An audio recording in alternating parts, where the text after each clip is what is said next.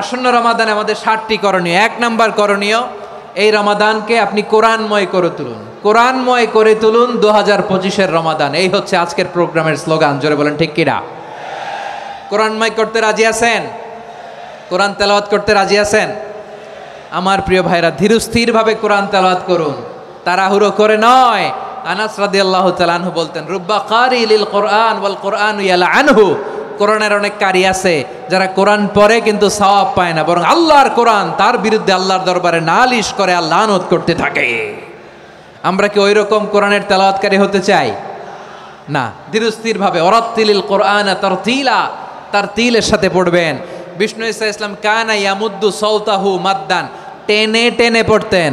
আলহামদুলিল্লাহি রাব্বিল আলামিন আর রহমানির রহিম মালিকি ইয়াউমিদ্দিন ইয়্যাকা না'বুদু ওয়া ইয়্যাকা নাস্তাঈন ইহদিনাস সিরাতাল মুস্তাকিম সিরাতাল লাযীনা আন'আমতা আলাইহিম গায়রিল মাগদুবি আলাইহিম ওয়ালাদ-দাল্লিন।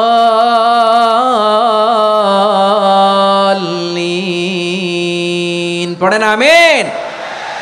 কানা ইয়ামুদ্দু সাওতাহু মাদ্দান, টেনে টেনে পড়তেন। ওয়া কানা ইউকাত্তিউ আয়াতাহু, ইউকাত্তিউ আয়াতান আয়াতান, প্রত্যেক আয়াত পড়ে পড়ে তিনি থামতেন। এভাবে কোরআন পড়তে হবে। আমাদের অনেক মা বোনেরা আজকের এই চাঁপাইনবাবগঞ্জের প্রোগ্রামের অনেকগুলো মহিলা প্যান্ডেল আমি ল্যান্ডিং করার সময় দেখেছি। আমার অনেক বোনেরা ওনারা কোরআন খতম করতে যে এমনভাবে তেলাওয়াত করেন, কোরআন তেলাওয়াতের আদব আর অবশিষ্ট থাকে না। আমরা তারতিলের সাথে তেলাওয়াত করব, যেমনটি আমি পড়ে শোনালাম। বিষ্ণু ইসলাম প্রতি আয়াত শেষে থামতেন, টেনে টেনে পড়তেন, তারতিলের সাথে পড়তেন, সুর করে পড়তেন। মানলাম ইয়াতাগান্না বিল কোরআন ফালাইসা মিন্না, যে সুর করে কোরআন পড়ে না সে আমার উম্মত হতে পারে। জাইনুল কোরআন বিআসওয়াতিকুম, বিষ্ণু বলেন সুর করে কোরআন পড়বা। অনেকে কোরআনের খতম তুলবার জন্য কোরআনরে একেবারে খতম করে দেয়, এরকম আছে না নাই? কোরআনের খতম তোলার জন্য কোরআনরে কি করে? একেবারে খতম করে দেয়। না, আপনি ধীরস্থিরভাবে পড়ে যদি খতম দিতে পারেন মাশাআল্লাহ, না পারলে যতটুকু পারেন পড়বেন। এরপর অনুবাদ পড়ার চেষ্টা করবেন, তাফসির পড়ার চেষ্টা করবেন। খতম কোরআনে রমাদানের 1 খতম দেওয়ার একটা সহজ পদ্ধতি হচ্ছে রমাদানের প্রতি নামাজের পরে 4 পৃষ্ঠা। প্রতি নামাজের পরে কয় পৃষ্ঠা? 4 পৃষ্ঠা। তাহলে 5 ওয়াক্তে 4 পাঁচা 20 পৃষ্ঠা। হেফজে কোরআনগুলো 20 পৃষ্ঠা 1 পারা। এভাবে 30 দিনে আপনার 1 খতম হয়ে যাবে। আমরা যেন তার তিলের সাথে বিশুদ্ধভাবে কোরআন তেলাওয়াত করতে পারি, আল্লাহ তৌফিক দান করুক। পড়ে না আমিন। 2 নাম্বার করণীয়, ধীরস্থিরভাবে তারাবির সালাতগুলো যেন আমরা আদায় করি। তাড়াহুড়ো করবেন না, আল্লাহর ওয়াস্তে তাড়াহুড়ো করবেন না, তাহলে কোরআন আমাদের জন্য বদদোয়া করবে। তাড়াহুড়ো করবেন তারাবির নামাজে। তারাবির নামাজ সালাতুত তারাবিহ মানে বিশ্রামের নামাজ, আর আমরা পড়ি সলাতুল কিতার, রেলগাড়ির মতো নামাজ। চিল্লায় বলেন ঠিক কি না?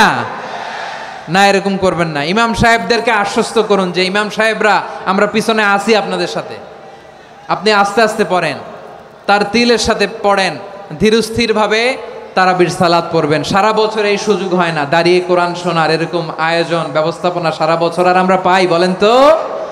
না। তারাবির সালাতের রাকাত বিতর্ক এড়িয়ে চলুন। রাকাত নিয়ে বিতর্ক করবেন না। 8 রাকাত 20 রাকাত নিয়ে যে মারামারি এই দেশে, এটা শয়তানের ফন্দি। চিল্লায় বলেন এটা কার ফন্দি? আমরা 20 রাকাত পড়ি, আপনারা হয়তো 8 রাকাত পড়েন, কোনো অসুবিধা নাই।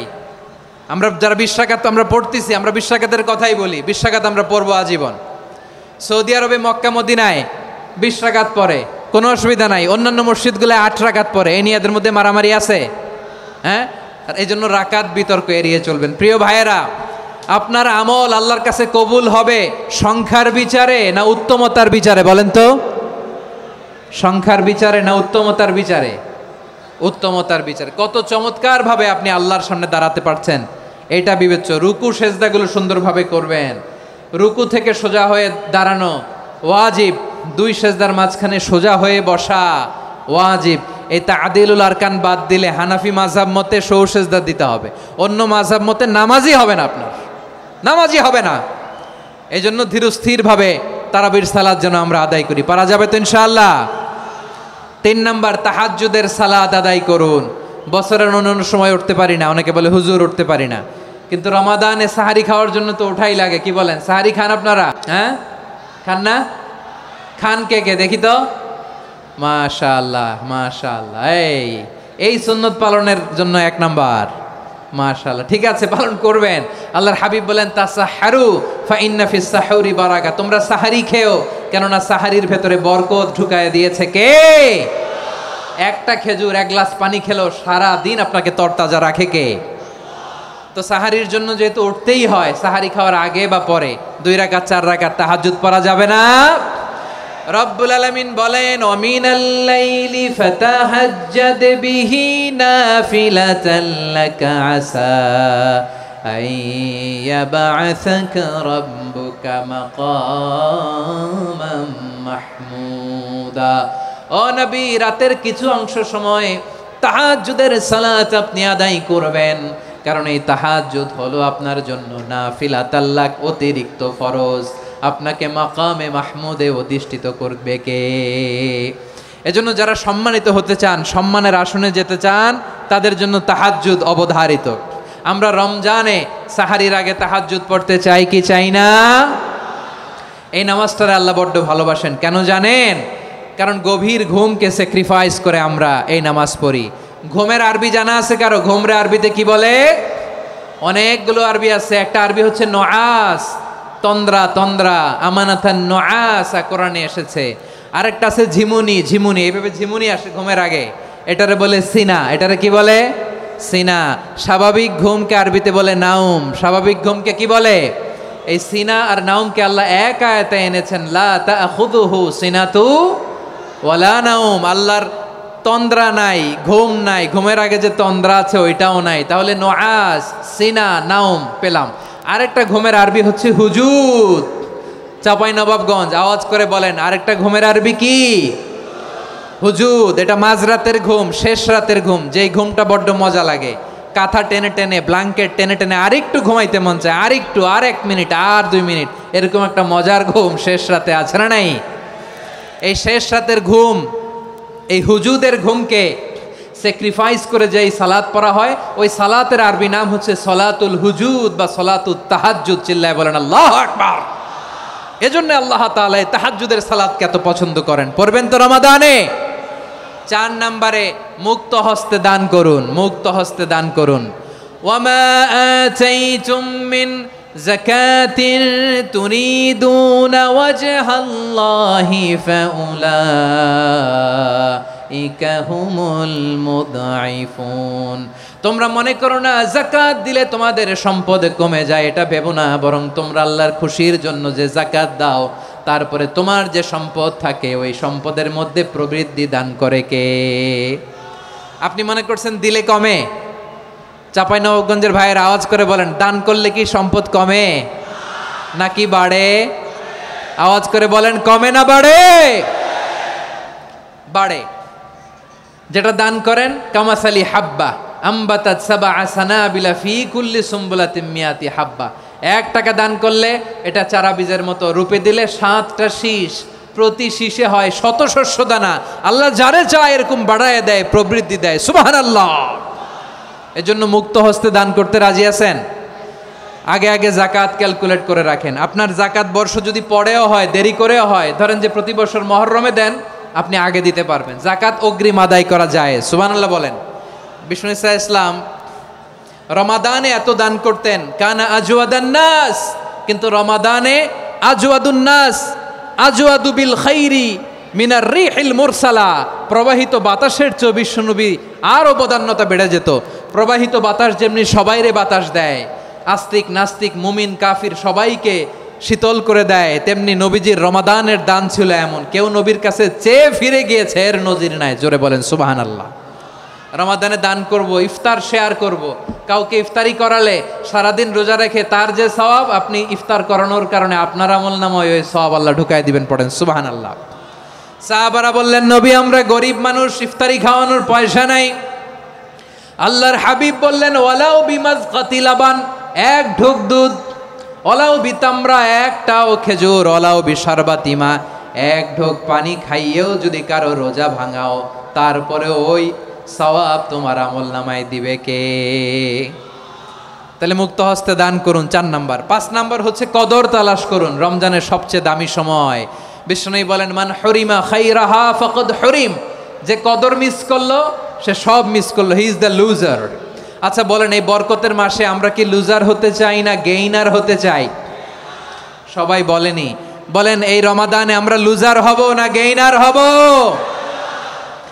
ইন্না আনজালনাহু ফি লাইলাতিল কদরি ওয়া মা আদরাকা মা লাইলাতুল কদর লাইলাতুল কদরি খায়রুম মিন আলফি শাহর। পড়েন আল্লাহু আকবার।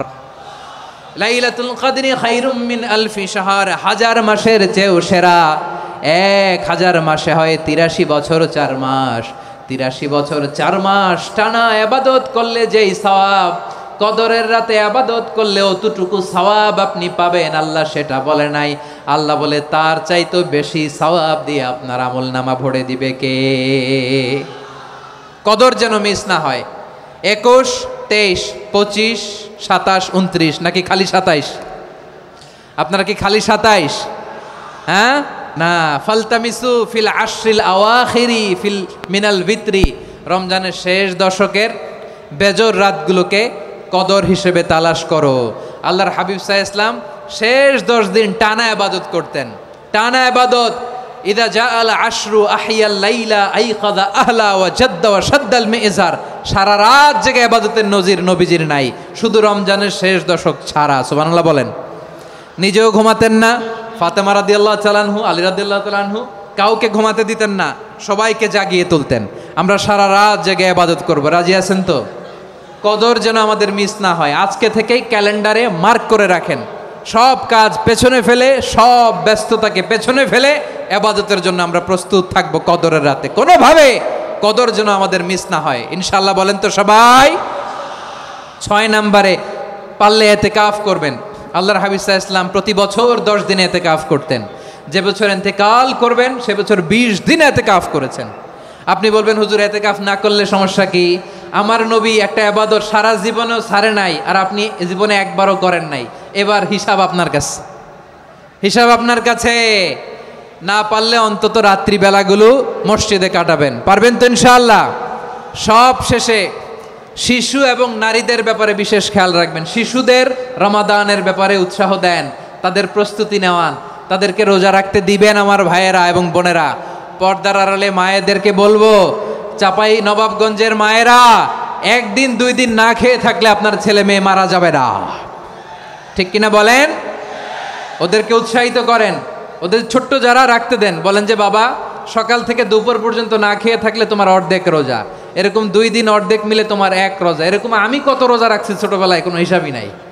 আমার দাদি বলতো সকাল থেকে না খেয়ে দুপুর 12টা পর্যন্ত রাখলে নাকি অর্ধেক হয়, এরপরের দিন অর্ধেক, 2 অর্ধেক মিলে 1 রোজা।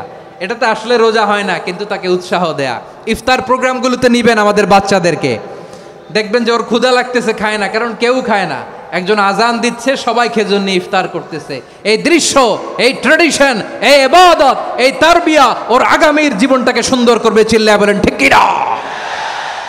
এভাবে আগামীর প্রজন্মকে আমাদের গড়তে হবে। শিশুদের রোজার ব্যাপারে প্রস্তুতি নিন, উৎসাহ দিন।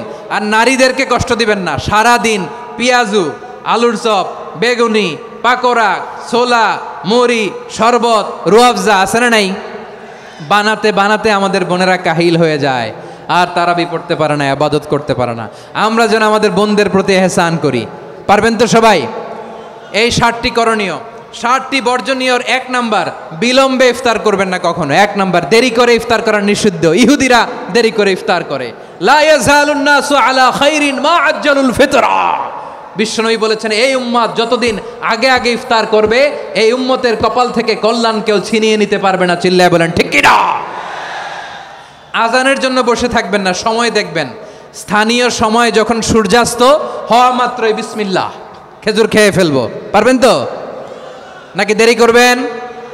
2 নাম্বার, রমাদানের পবিত্রতা বজায় রাখবো, কোনো তর্ক বিতর্ক অশ্লীলতায় আমরা জড়াবো না, ঝগড়া করবো না, সরাসরিও না, ফেসবুকেও না। করবেন কেউ গালি দিলে বলবেন ইন্নিমরুউন সায়েম, আমি রোজাদার। আল্লাহর হাবিব শিখিয়েছেন কেউ যদি তোমার গালি দেয়, কটু কথা বলে, অশ্লীল কথা বলে, রমজানে তুমিও বলতে পারবে না, তুমি বলতে পারবা ইন্নিমরুউন সায়েম, আমি রোজাদার। আজকে থেকে নিয়ত করেন রমজানে কেউ গালি দিলে আপনি একটা গালি দিবেন নাকি? কি বলবেন? রোজাদার, রমজানের পবিত্রতা আমি ভঙ্গ করতে পারবো না। অশ্লীল নাটক সিনেমা আমরা দেখব না। ব্যাড হ্যাবিট থাকলে রমাদানে এটা ছাড়ার মহা সুযোগ। স্মোকিং এর অভ্যাস আছে অনেকের, ঠিক কি না? চাপাই নবাবগঞ্জে আপনারা স্মোকিং করেন? হ্যাঁ, না না আমরা করি না। বলেন করি না? করবেন না কেউ? যদি কারো থাকে, কে করে হাত তোলালাম না আমি। এই রমাদানে এই স্মোকিং হ্যাবিট থেকে আমরা বেরিয়ে আসবো, ঠিক কিনা বলেন? 3 নাম্বার, আমরা মিথ্যা বলবো না। বিশ্বনবী বলেন মানলাম ইয়াদা কাওলা যুরি ওয়াল আমালা বিহি ফালাইসা লিল্লাহি হাজাতুন ফি আইয়াদা তাআমাহু ওয়া শারাবা। যে রমজানে মিথ্যা কথা, মিথ্যা কাজ, মিথ্যা সাক্ষী ছাড়তে পারে নাই, তার না খেয়ে থাকা, উপবাস থাকা দিয়ে আল্লাহর কিছু যায় আসে না। এজন্য মিথ্যার সাথে আমাদের কোনো সম্পর্ক আছে? মিথ্যা বলবো না। 4 নাম্বার, অপচয় করব না। ইন্নাল মুবাযযিরিনা কানু ইখওয়ানাশ শায়াতিন ওয়া কানা শাইতানু লিরাব্বিহি কাফুরা। অপচয়কারী শয়তানের ভাই। আচ্ছা, যে শয়তানের ভাই ও নিজেও আরেকটা কি? শয়তান। যে শয়তানের ভাই ও নিজেও আরেকটা কি? অপচয় করব না। ইফতারি করতে যে আমরা অনেকে অপচয় করি, এগুলো করবেন আপনারা? না, অপব্যয় করব না। 5 নাম্বারে রিয়া, লোক দেখানো ইবাদত আমরা করব না। লোক দেখানোর জন্য নামাজ, রোজা, জিকির, তেলাওয়াত, দান, সদকা এগুলো করলে আল্লাহর দরবারে এগুলো কবুল হবে। বিশ্বনবী বলেন দাজ্জালের ফিতনার চেয়ে একটা বড় ফিতনার ভয় আমি করি, সেটা কি? আর রিয়া, শো অফ মেন্টালিটি, লোক দেখানো মানসিকতা। এটা থেকে আমরা বিরত থাকবো ইনশাআল্লাহ। 6 নাম্বার, অনেক গুরুত্বপূর্ণ। ব্যবসায়ী ভাইয়েরা, ব্যবসা করেন কারা কারা? হাত তুলে দেখান তো আমারে। মাশাআল্লাহ, হাত নামান। ব্যবসায়ী ভাইয়েরা, অনেক অসাধু ব্যবসায়ী আছে, রমজান আসলে নিত্য প্রয়োজনীয় পণ্যের মূল্য বৃদ্ধি করে দেয়। এরকম আছে না নাই? এগুলো করবেন না। মজুদদারি করবেন না। পণ্যের কৃত্রিম সংকট বাজারে করবেন না। আপনি লাখ টাকা কামায়া ভাবছেন যে রোজাদারদের কষ্ট দিয়ে ধনী হবেন, এমন রোগ আল্লাহ আপনারে দিবে, কোটি টাকা দিয়েও আপনি হাসপাতালের বিল পরিশোধ করার ক্ষমতা আপনার হবে না। খবরদার। শেষ বয়সে দেখবেন কি কষ্ট আপনার হয়। আপনি রোজাদারদের কষ্ট দিচ্ছেন, আল্লাহ আপনার সুখে রাখবে? আল্লাহর দোহাই লাগে, আমার ব্যবসায়ী ভাইয়েরা এটা করবেন না। আরব বিশ্বে আমরা দেখেছি, আরব বিশ্বের ব্যবসায়ীরা সারা বছরে ব্যবসা করে, রমজানে ভর্তুকি দেয়। আর আমার দেশের কিছু অসাধু ব্যবসায়ী রমজানে গলাকাটা ব্যবসা করে আর সারা বছর সেইটার উপর দিয়ে চলে। চিল্লায় বলেন ঠিক কিনা? করবেন না, এটা করবেন না। নিত্য প্রয়োজনীয় পণ্যের মূল্য বৃদ্ধি করা হারাম, পণ্যের কৃত্রিম সংকট তৈরি করা হারাম, মজুদদারি করা হারাম, রোজাদারদেরকে কষ্ট দেয়া হারাম, এটা করবেন না। 7 নাম্বারে সর্বশেষ কথা, অধীনস্থ যারা আছে তাদের কাজের চাপ আপনারা কমিয়ে দিবেন। কাজের লোক, ফ্যাক্টরির ওয়ার্কার, স্টাফ, তাদের প্রতি যদি রহম করেন, আপনার উপর রহম করবে কে? এই পবিত্র রমাদানের 7টা করণীয়, 7টা বর্জনীয় মনে রাখা যাবে তো ইনশাআল্লাহ? আল্লাহ এই রমজানকে তুমি বরকতময় করো। হাত তোলেন। আল্লাহুম্মা বাল্লিগনা রমাদান। আল্লাহ এই রমাদানকে বরকতময় করো। রমজানের 7টা করণীয় এবং বর্জনীয় যে আমরা শুনলাম, পালন করার তৌফিক দান করো।